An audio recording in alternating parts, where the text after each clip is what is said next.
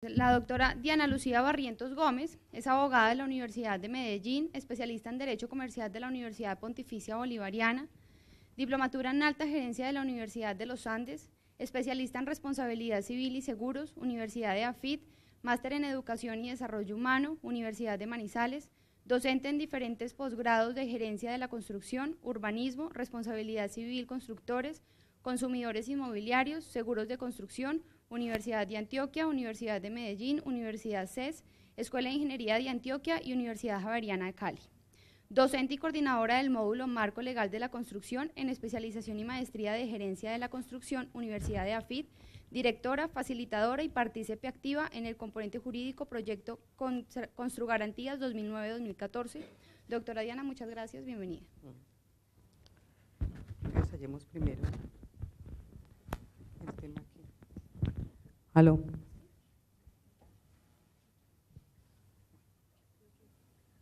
Yo muevo de aquí. Listo.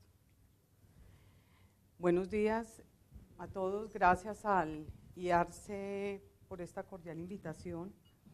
Seguramente hoy estamos llenos de preguntas y ávidos de conocimientos en vista de toda la situación que nos viene acompañando de meses atrás. Y quería, digamos, empezar con un tema y con una reflexión, porque realmente la realidad supera la ficción, y en materia jurídica sí que es cierto, porque hoy día con muchísimas normas que en un momento dado podemos agrupar para analizar casos, o un caso como este, se queda corto, y vemos cómo esa fragilidad normativa, inclusive el mismo desarrollo doctrinario y jurisprudencial, no dan respuestas a todo lo que estamos evidenciando. Yo creo que aquí muchos de ustedes, y especialmente si trabajan con empresas constructoras, me han conocido de tiempo atrás en un trabajo que hemos querido implementar, empezando con los ingenieros y con los arquitectos, desde el manejo de las condiciones de las garantías propiamente dichas de los bienes inmuebles. Entender un poco cuál es el comportamiento técnico y los efectos que desde el punto de vista jurídico pueden tener todas las partes y elementos de una edificación. Y ese trabajo lo hemos venido haciendo y coordinando arduamente. Y lo primero que nos encontramos hace varios años fue esa gran pregunta: ¿qué es realmente una garantía? Cuando eso estaba vigente, aunque sigue vigente, pero no teníamos el nuevo Estatuto de Consumidores. ¿Y qué es una garantía? ¿Cuál es la respuesta real de cuál es la protección al consumidor inmobiliario? Y empezamos con esa serie de preguntas y nos acercamos a distribuidores, a proveedores, a instaladores de partes y elementos, y empezamos a entender que aquí el vacío era muy grande, y nos encontramos con disposiciones calidad e idoneidad, y en esas disposiciones veíamos que realmente no había una forma de cobijar todo lo que se pretendía, y uno hablaba con un fabricante, un proveedor de materiales, y uno le decía: ¿cuál es la garantía tuya? Y la garantía era simplemente, mire, el cumplimiento de una norma técnica, que ni siquiera es obligatoria. Y así nos fuimos yendo y entendimos que el constructor como tal era un escudo para la responsabilidad entre ese consumidor que disfrutaba o que adquiría una cantidad de productos y elementos que se transformaban a través de ese manejo constructivo, pero realmente detrás, proveedores, materiales, diseñadores, no eran los que ponían la cara, sino el constructor. Entonces empezamos a pensar cómo se podía generar una cultura hacia el concepto de calidad e idoneidad desde las empresas constructoras y desde los diferentes partícipes en ese tema de construcción. Uno de los grandes problemas indudablemente fue el tema de calidad e idoneidad, y todavía lo abordamos y no lo hemos superado, del tema de acabados y de líneas vitales, que ya se mencionan específicamente en el nuevo Estatuto de Consumidor. Pero existe un tema supremamente relevante que es el tema estructural de la edificación. Y la reacción y la posición de todos los constructores, porque no conozco el primero que dice que no, es no nos preocupemos. ¿Por qué nos vamos a preocupar con la estructura si es que pues nosotros no estamos negados a que la constructora tiene que durar de por vida, a que las condiciones de estabilidad y calidad de una estructura nos vamos hasta el final con ella?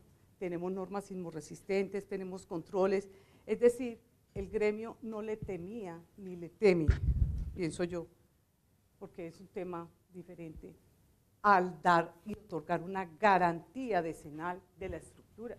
Cuando las normas sismorresistentes realmente están concebidas como mínimo para un ejercicio de 50 años. Entonces, empezamos a hablar adicionalmente de aquellos otros apoyos para generar la tranquilidad en el tema de la garantía estructural. Entonces, el problema realmente para el gremio en su momento era cómo vamos a atender el tema de acabados, de calidad y idoneidad en el tema de acabados y redes vitales, porque no hay reglamentación, no hay regulación y apenas la estamos construyendo para las exigencias frente a un estatuto de consumidor. Pero sobre estructura teníamos o tenemos los códigos, tenemos eventualmente todos esos controles, entonces no había problema. Conseguir una póliza de estabilidad y calidad de la estructura no tenía por qué ser un problema. Ustedes saben la sentencia 444 de la Corte, donde dice es que una condición de la vivienda digna en materia de vivienda de interés social, pero aquí no pueden ser los de más y los de menos, sino que tiene que ser para toda la vivienda, tiene que darse. Y desde esa época, creo que desde el 2008, hay esa obligación de que el gobierno reglamente. Hicimos unos esfuerzos grandísimos para que se reglamentara. Reuniones ministerios, reuniones, y finalmente no hubo voluntad de muchos actores y se frustró el tema de la póliza decenal o de la póliza de calidad en general. Y así con toda la historia que podemos tener. Entonces, aquí cuando empezamos a hablar de los diferentes temas de responsabilidad en materia de construcción, tenemos que abordar una primera mirada a una situación concreta, y es realmente qué se entiende por el constructor. ¿Será la empresa constructora? ¿Será el promotor? ¿Será el vendedor? ¿Será el profesional en construcción? Y a paso seguido tenemos que entender que es que el tema de la construcción no radica en un solo, es que el constructor no es uno solo, es que un inmueble no está en pie y debe durar 10 años y más por una sola persona, llámese natural o jurídica, que le rotulemos con el tema de constructor, porque es que la definición de constructor prácticamente no está en la ley, apenas las están introduciendo. Entonces nosotros tenemos que empezar a mirar ese aspecto mucho más amplio. ¿Y quién es realmente esa cadena que hacen posible que ese elemento estructural esté por 10 y más años y esos acabados y esas redes vitales tengan un manejo y una permanencia en el tiempo bajo unas condiciones X de mantenimiento y cuidados? Entonces tenemos que empezar a hablar de los sujetos intervinientes en la actividad de la construcción, y ahí hay naturales, ahí hay jurídicos, ahí hay entes públicos, hay privados. En ese son partícipes de ese desarrollo constructivo. Entonces, cuando sucede una situación grave o leve, solamente decimos, ¿quién se hacía llamar constructor? Y pensamos, en primer lugar, en la empresa constructora. Pero si pensamos en esa empresa constructora, tenemos que entender, yo me voy a robar esta agüita, que como mínimo esta gama de partícipes tenemos. Y es muy normal en estos grandes o en estos proyectos que manejamos en Colombia, porque lo manejan en Bogotá, Barranquilla, Neiva, Medellín, área metropolitana. Tenemos la figura de un promotor y gerente. Pero es que no siempre ese promotor y gerente quien convoca esas voluntades, quien articula un proyecto para poder conseguir a los diferentes actores en materia de construcción. Tenemos al titular de la licencia. Y ojo, porque no hemos hablado del 1469, pues de la ley de trámites urbanos. Y entonces al titular de la licencia puede ser, en primer término, el propietario del lote, un inversionista cualquiera, una persona natural que heredó una tierra hace 20 años y entonces la inscribimos como titular de la licencia. Pero más allá de eso, el titular de la licencia, que yo creo que le pasa a la gran mayoría de ustedes, el fideicomiso. Los fideicomisos figuran como titulares de licencia. Artículo 54 de la ley 1469 es una lista de mercado, la cantidad de normas que tiene que cumplir el titular de la licencia. Y es el titular de la licencia, ahora lo vamos a ver como definición, al que la ley 400 denomina propietario con ciertas responsabilidades. Y en esa titular de las licencias se diluyen muchísimas responsabilidades o se asumen más allá de lo que realmente puede entender, como todos entienden, cuáles son las responsabilidades asumidas desde un fideicomiso, que es administrado, que no son propiamente personas jurídicas y son administrados por unas entidades financieras que simplemente hacen la vueltica para sacar y para recibir dineros, a pesar de todo lo que se diga allá. Además es que tienen una vida transitoria, 18 o 24 meses. En cabezas y en los hombros de esas figuras jurídicas está el concepto de titular o propietario. Listo. Tenemos a su paso los diseñadores de elementos estructurales y no estructurales. Una edificación está compuesta por esos, digamos, dos grandes rubros o dos grandes partes. Y esos diseñadores de los elementos estructurales, en la gran mayoría, por no decirlo en todas, son unos profesionales reconocidos. La ley dice cuáles son los criterios de idoneidad y son contratados de manera independiente por las empresas constructoras. Son autónomos, tienen su conocimiento, tienen su criterio y la empresa constructora simplemente recibe un diseño para ejecutarlo y vamos a ver quién lo ejecuta. Contamos con una interventoría, que es un manejo un poco más, digamos, de administrativo y controles medios, pero tenemos frente a las normas actuales el concepto del supervisor técnico. El supervisor técnico carga con unas responsabilidades grandísimas de principio a fin, hasta la entrega planeación, hasta el momento en que entrega la documentación soporte de la supervisión técnica. Pero la supervisión técnica no es para todos los proyectos, es para algunos, con un paréntesis muy grande, y es que hay una idea en el medio, y sobre todo con la norma sismorresistente del 98, que nos decía, mire, el curador puede, si se demuestra ciertas condiciones de idoneidad, moralidad, etcétera, etcétera, etcétera, y cumple con la ISO yo no sé qué, exonerar de supervisión técnica. Y ahí hay dos posiciones totalmente encontradas, que no voy a tocar pues en este escenario, porque las conocen, pero tenemos esta gran incógnita, y tenemos a un arquitecto. Y si usted recorre las legislaciones en el mundo, encuentra que el arquitecto es esa persona, es como el orquestador, es la persona que coordina, es una persona que está ahí en la coordinación de los diseños, es como el garante de que todo se haga, pero aquí en Colombia no. Aquí en Colombia presenta unos diseños y casi que se fue, lo llaman para decir, tenemos este cambiecito del apartamento. Y si ustedes hacen memoria, normas de hace 130 años, muy sabias en su momento, muy sabias ahora, con ciertas limitaciones, el arquitecto responde por la garantía decenal. Y entonces generalmente yo le doy clases a ingenieros y arquitectos, cuando empezamos a ver todo esto, se empanican. Pero uno tiene que entender en qué condiciones fue creada el 2060 y el 2061.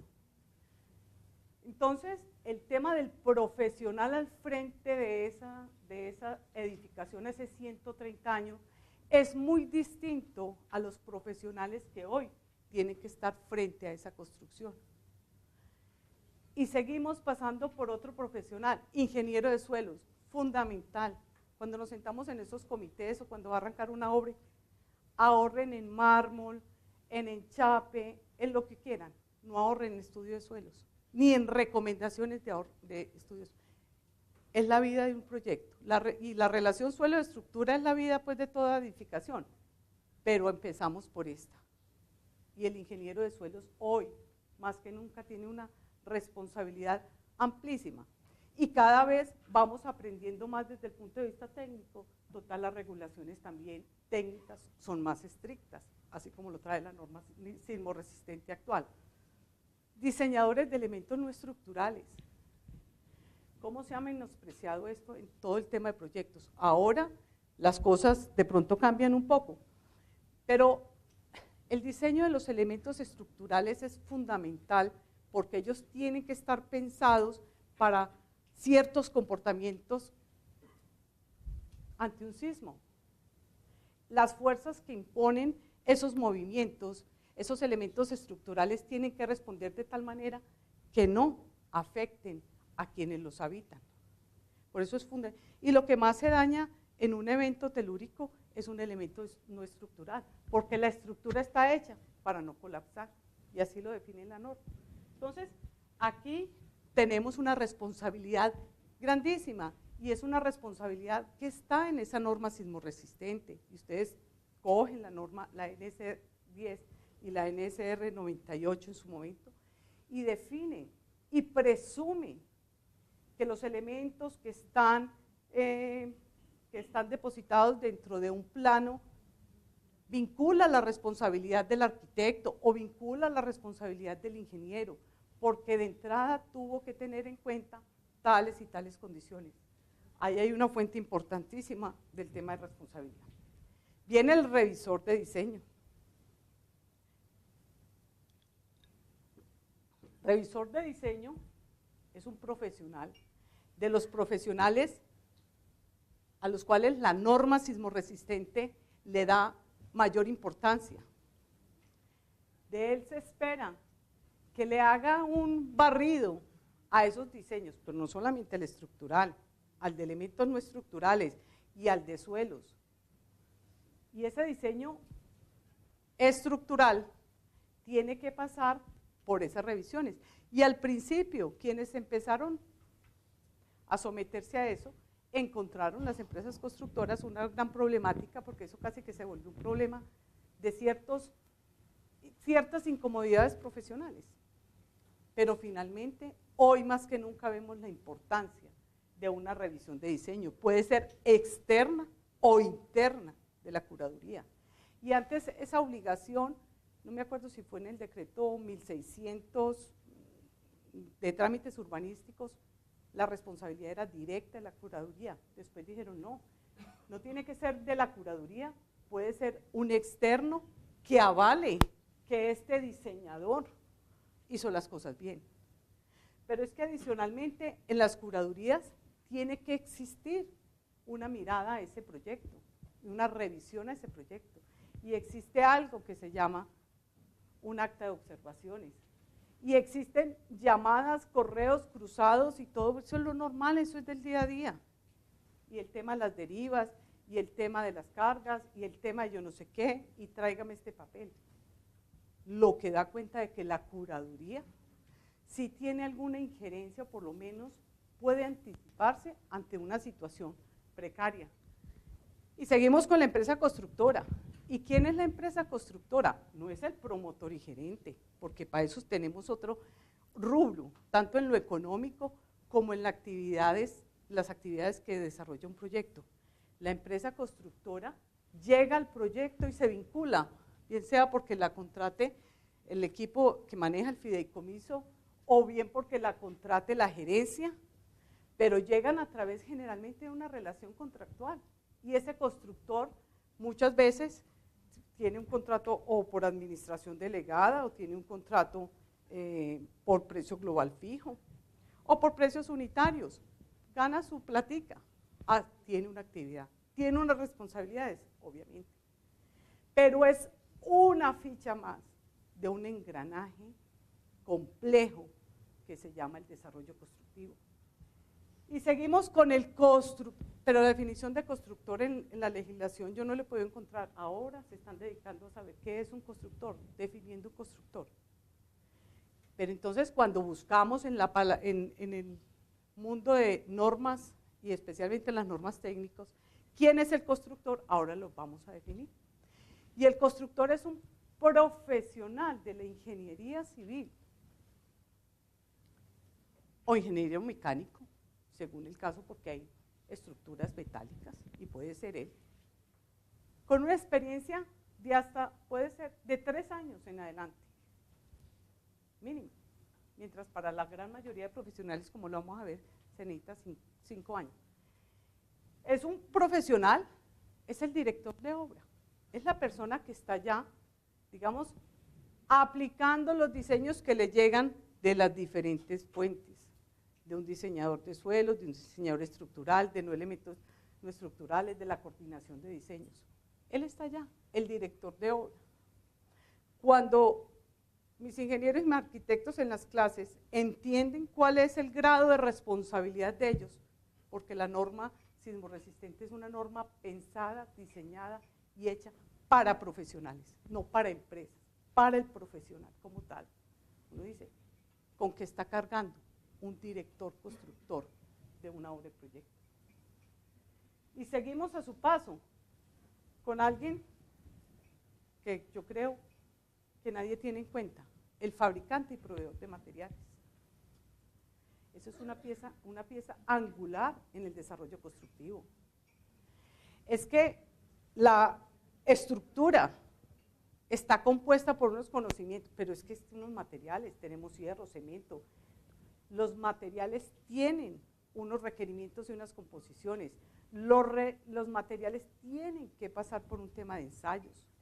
Los materiales tienen que cumplir unas exigencias desde la sismorresistencia.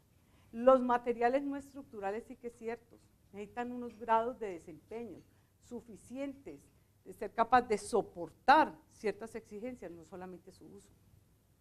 Y esos en la cadena parecen el eslabón perdido. Porque es que adicionalmente, ojalá uno tuviera tiempo para hablar cuando uno se mete en el estatuto de consumidor. Entonces, la queja, todos ustedes son abogados de empresas constructoras y a uno lo citan y lo requiere un consumidor porque el drywall tal cosa o porque tal elemento se dañó antes del tiempo. Y lo que persigue el constructor es, dice, listo, yo pongo la cara, pero venga, cíteme aquí con el fabricante. No, un momentico, el problema del fabricante, usted lo debate afuera. Aquí viene usted y pone la cara. Pero es que la conciencia es que la calidad empieza por ahí, no solamente por el tema de instalación, empieza por ahí. Venimos con las curadurías y planeación, que ni se digan la participación que tienen en el desarrollo constructivo. La planeación sabe qué licencias se están tramitando en un momento dado. Planeación tiene vigilancia y control por ley, tiene que hacer visitas. Que no hay gente, yo no, ahí sí no me meto, eso no es, pero tiene obligaciones de ley. Planeación, cierra el broche después de que existe una supervisión técnica, después de que existen diseños, después de que pasa un revisor de diseños, después de que pasa todo esto el filtro.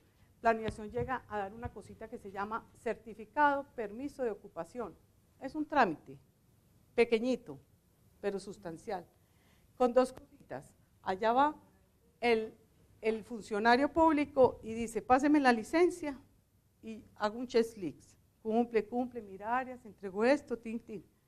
Y dice por allá, y entregar las constancias de la supervisión técnica. Y cuando a uno le rayan ese pequeño artículo, es el momento de que planeación, pregunte, ¿aquí hay supervisión técnica o no? Ah, no, sí, vea, aquí tenemos este papelito. No, este proyecto es objeto o no, o sujeto o no, perdón, de supervisión técnica. Tiene el conocimiento, tiene la gente, tiene deme los registros de la supervisión técnica, porque es que se les olvida que existe por allá en la norma un título I. El título I es la supervisión técnica, y la supervisión técnica tiene cualquier cantidad de actividades, y ahí dice registros, trin, trin, trin, voltea la hoja, trin, trin, trin. Entonces uno siempre ve que la planeación le pide a uno la cartica, y entonces 2 renglones, este proyecto cumple con la supervisión técnica, punto. Cumplió con la norma sismorresistente. Pero más allá de eso, ¿qué hay? ¿Dónde está realmente el Estado ejerciendo su control y vigilancia en todo este tema? Y de eso adolecen cualquier cantidad de proyectos. Pero es que en esta gran cadena tenemos la autoridad ambiental. La autoridad ambiental tiene un papel grandísimo. No es que los proyectos de construcción no tienen licencia ambiental, no, pero tienen un manejo. Aquí hay una guía de manejo ambiental supremamente grande e importante que también genera mucha responsabilidad. Y esa cadena, al final, todo ese proceso constructivo queda lugar a un producto. Y ustedes ya saben que estamos con norma expresa sobre el concepto de producto defectuoso ante el Estatuto de Consumidor, pero eso después lo tocarán esta tarde. Pero un producto, y ese producto tiene una relación y se adquiere a través de una relación de carácter contractual entre vendedores, compradores, llámese vendedores también a través de las escrituras de restitución de área, de los fideicomisos, cumplen esa función. Los municipios, a raíz de todos estos programas de vivienda prioritaria, pues igualmente también contratan sus constructores para poder satisfacer esa obligación de la vivienda prioritaria. Pero porque son importantísimos los adquirentes y subadquirentes en esta cadena, dentro de todo este manejo y de lo que llamamos el producto final, y es porque con sus acciones o sus omisiones afectan el producto. Y por eso, ustedes también saben que es hoy una obligación de ley entregar un manual del propietario donde a esos adquirentes y subadquirentes les contemos cómo manejan elementos estructurales, no estructurales, acabados, y las limitaciones que tienen con relación a la intervención de la estructura. Ante un reclamo, ante una situación por un efecto de falta de estabilidad o porque se cae un elemento de la edificación, este señor es un partícipe.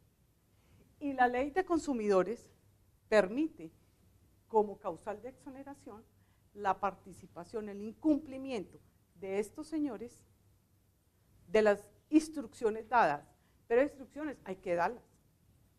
Entonces, miren cómo vamos en esa cadena. Cuando miramos el tema de la responsabilidad de construcción, yo generalmente parto la historia en 2, el antes y el después. Y es que hay que entender la responsabilidad de construcción, del desarrollo constructivo durante la ejecución. Y ahí viene el tema contractual y extracontractual, y estamos en el 2356, entonces la actividad peligrosa, el daño que le causó el vecino, el empleado que se mató porque no tenía los dispositivos de seguridad, y etcétera. Ese es el día a día, y ese es el tema normal. Y eso dura, y esa situación dura 18 o 20 meses, que dura un proyecto. Y esa situación tiene una gran ventaja. Esa actividad, ese desarrollo constructivo en ese momento, tenemos seguros, tenemos los pólizas, todo riesgo, tenemos RC, tenemos pólizas sombrillas, tenemos lo que ustedes quieran, tenemos plata para manejar el problema. Es decir, podemos manejar el problema y el tema de la responsabilidad. No son muchos los casos de responsabilidad que se ventilan ante la jurisdicción ordinaria generalmente, o contenciosa dependiendo de, ustedes ya saben, de todos esos vínculos que hay con el sector público. Pero ahí generalmente se arreglan los procesos y viene una compañía de seguros, asume, paga. O la misma equipo y todos esos personajes o empresas que hacen parte de ese proyecto solucionan el problema. Pero es que la historia se parte en dos, es porque cuando surge ese producto inmobiliario, las responsabilidades y compromisos son otros muy distintos. Y la mirada a esas situaciones y reclamaciones sí que son diferentes. Entonces ahí tenemos que voltear la página y mirar que ese tema lo acompaña a uno hasta 10 años, desde el punto de vista de la garantía. Pero adicionalmente para el ingeniero, para el arquitecto, para la empresa, etcétera, etcétera, etcétera, es un tema de hasta 30 años, porque usted está 10 años a que salga el lío y bueno, aquí todos ustedes, la mayoría son litigantes, ¿cuánto se nos demora un proceso ordinario de ese tipo? Entonces estamos allá 20, 25 años con una situación más grave, no hay esquema de seguros que protejan. Es muy difícil que una compañía de seguros ampare a una empresa constructora, dándole el amparo de RC por productos o por productos defectuosos o por situaciones después de entrega. No existe en Colombia, existió en el 82 algo parecido a una póliza de estabilidad y calidad, un amparo de 2 años, que no nos da la respuesta. Normalmente cada uno ha cogido sus utilidades y nos liquidamos y listo. Los fideicomisos desaparecen. ¿Y dónde nos quedamos? 10 años atrás, con una situación que nos puede vincular 30 años. ¿A quién demandan? Pues el único que no desaparece, ya saben quién es. Entonces, cuando estamos dándole una mirada a esta situación de responsabilidad, es importantísimo el antes y el después. Y en ese después hay aquí no es problema de norma, aquí es un problema de articulación. Aquí es que tenemos una colcha de retazos, donde los abogados nos encontramos con una encrucijada sin precedentes. ¿De dónde cogemos y cuál y qué acción vamos a cometer que no nos mate la posibilidad de la otra? Y entrado en el escenario del Estatuto del Consumidor, este panorama se volvió mucho más complejo. Entonces, algunas de las normas que venimos mencionando en este escenario, empezamos por una fundamental.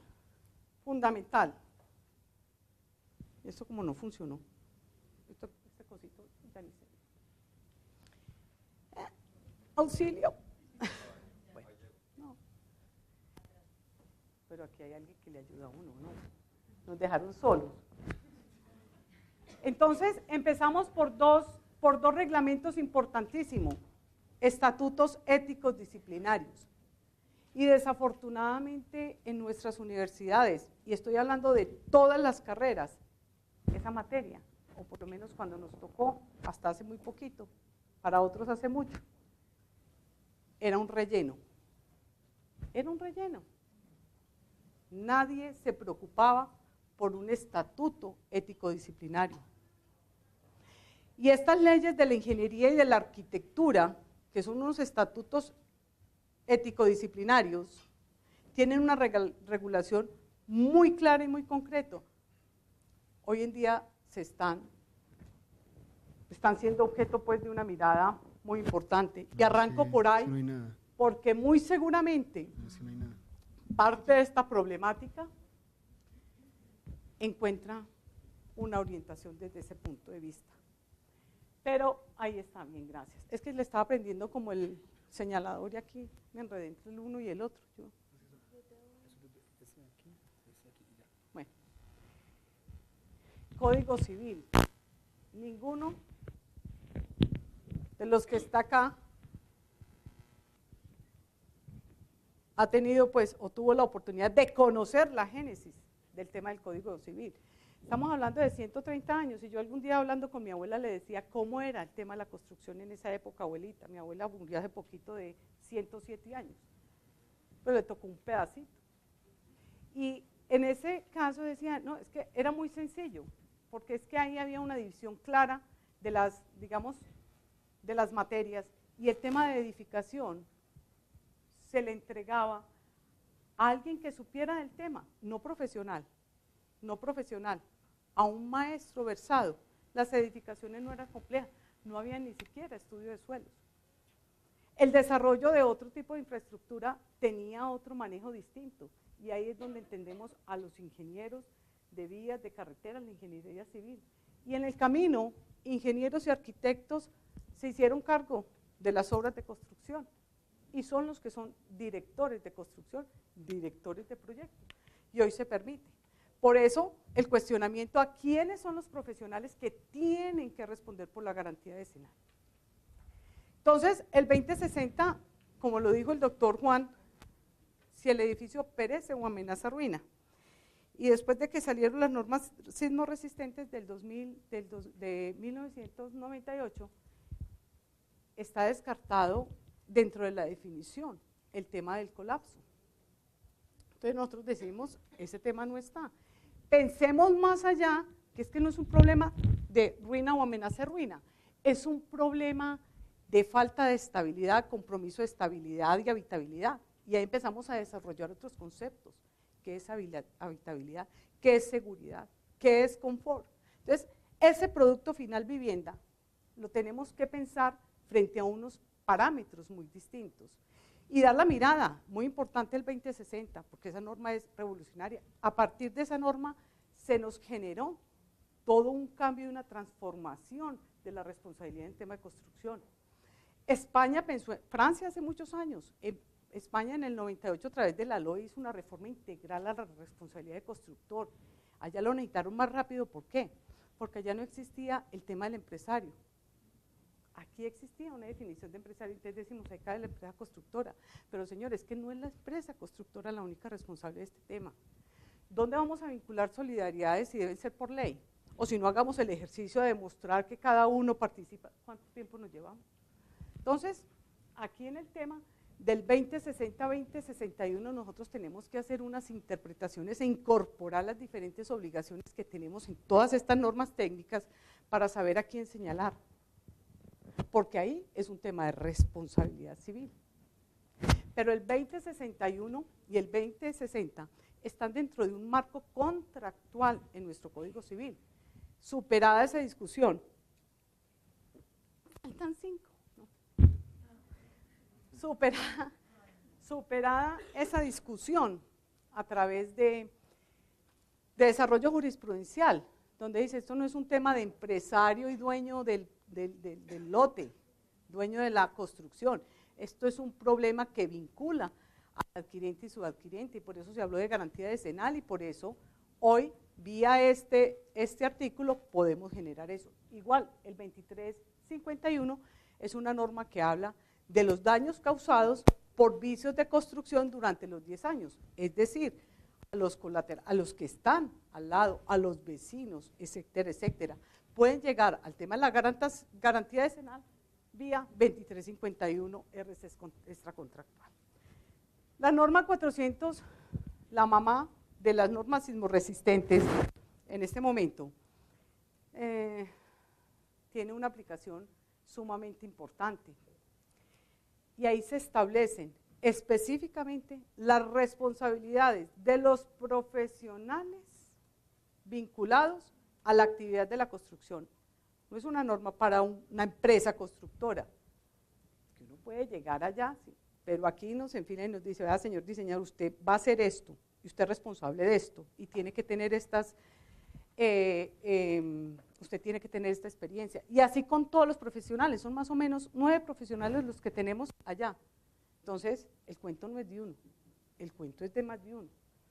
La 388, la reforma urbana, el decreto, bueno, Juan Manuel ya habló de todos estos. Antes de la existencia del Estatuto de Consumidores nuevo, nos pegábamos mucho del Código Civil para tratar de establecer del Código de Comercio, para tratar de dar una mirada cuáles son las garantías realmente que le competen o a las que tiene derecho ese adquirente, que estaba huérfano. Y ahí hablan de garantías de 4 días, hablan de garantía de máximo de 2 años, que voluntariamente las puede contraer el constructor o el vendedor a 10 años, a 1 año. Es un tema de relación contractual compraventa. Entonces siempre quedaba en el ambiente.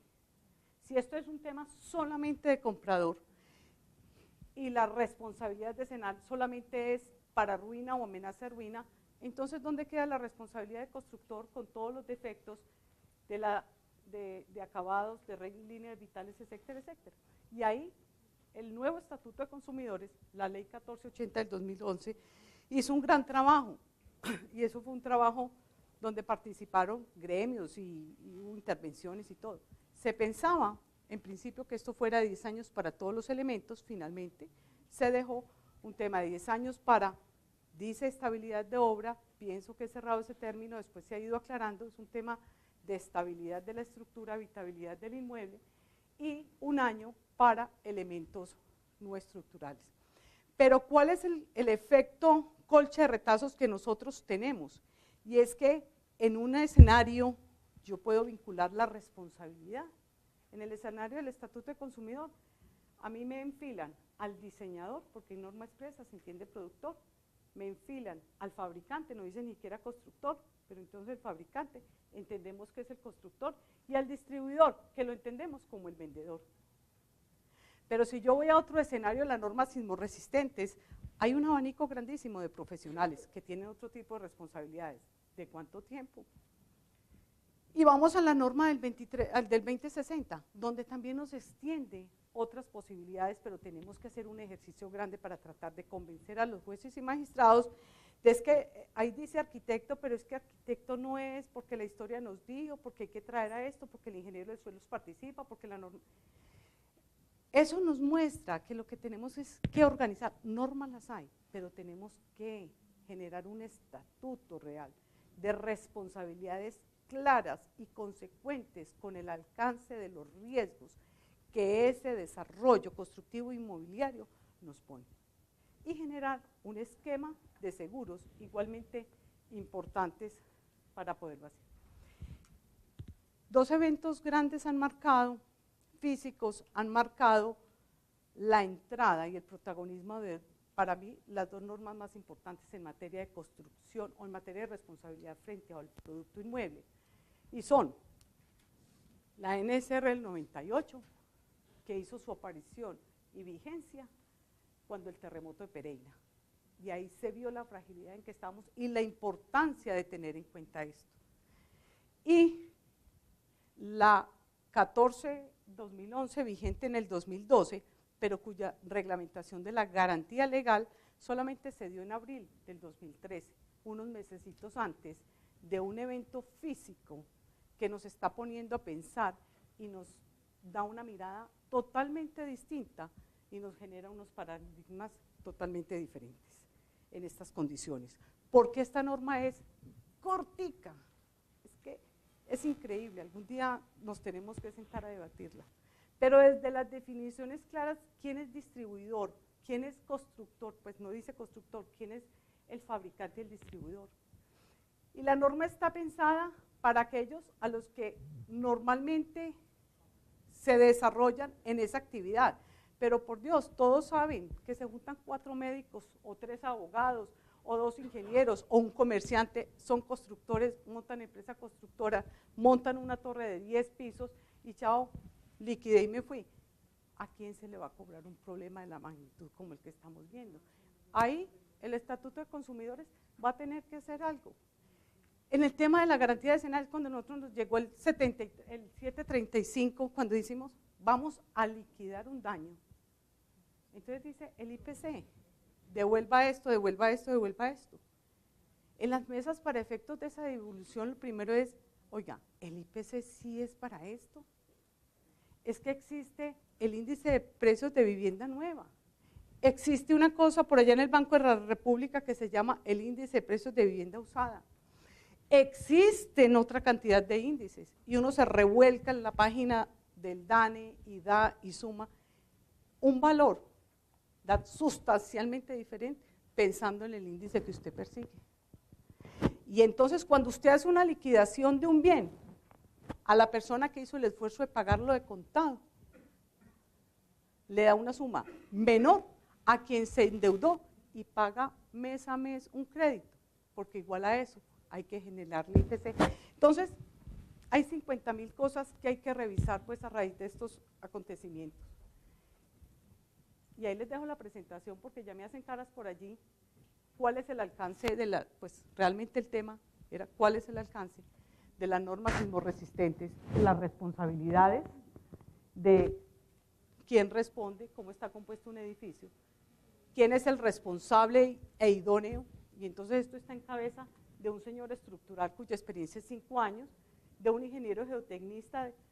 Mire, estas 4 personas, así como los anticos que mueven en Semana Santa, esos 4 pilares son fundamentales y necesarios para que exista una edificación con carácter sismorresistente. Si alguno de esos se falsea, se cae el santo. Entonces, miren lo importante de cada uno de estos.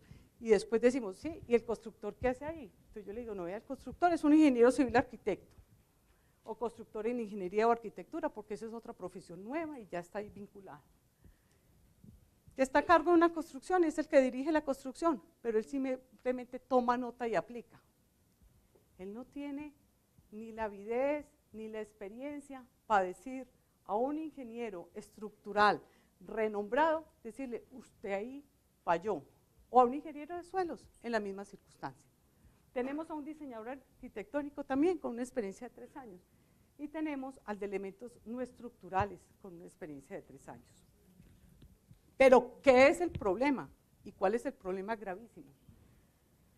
Que muchas veces se encuentra uno, hablando con los alumnos ingenieros o arquitectos, el desconocimiento craso de la norma sismorresistente, donde tenemos un ente que se llama Comisión Asesora Permanente para la Norma Sismorresistente, es un órgano consultor, es el que promueve las modificaciones y es el que adicionalmente tiene que pensar y velar.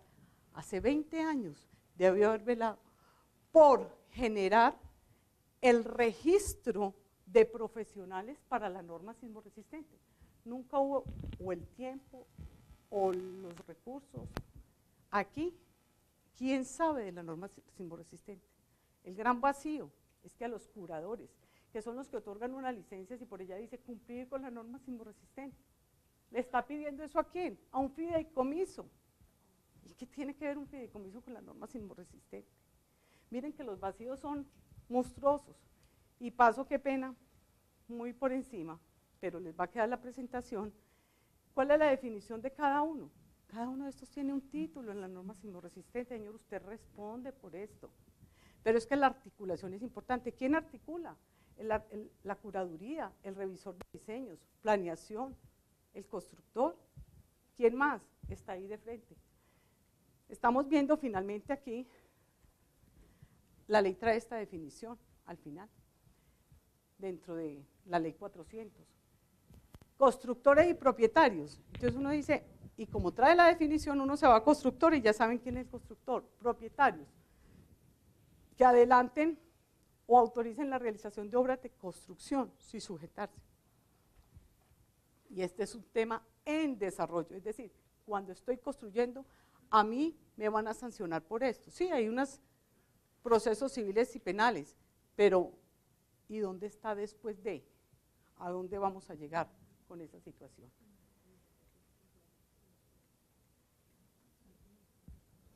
Finalmente,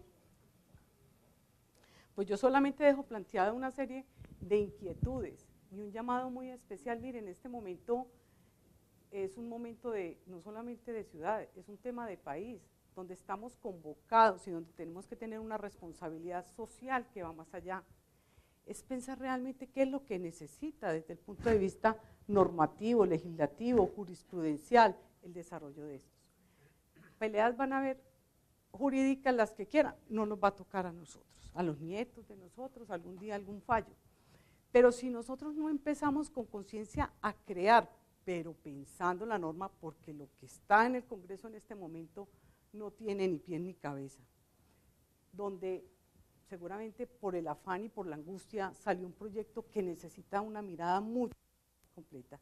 Es que el problema es el sector de la construcción, cuáles son los involucrados en esa actividad de construcción, cómo podemos articular todo esto, cómo no generamos esos desazones y ese tema.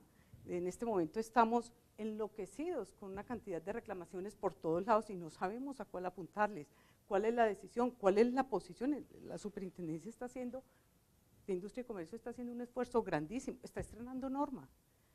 Yo les decía, el evento de allá, el evento de Pereira, ese terremoto, le dio, digamos, la salida a esa norma. Ahora es que se estrenó norma con este evento tan desastroso. Y ahí hay una cantidad de inconsistencias que tenemos que mirar y procurar establecer un orden lógico, donde se establezcan solidaridades desde el punto de vista legislativo, donde hayan unos esquemas de seguros, donde hayan unos controles evidentes. Las normas existían, nos tenemos que articular y organizar. Qué pena pues por las carreras, mil gracias, les dejo aquí la presentación.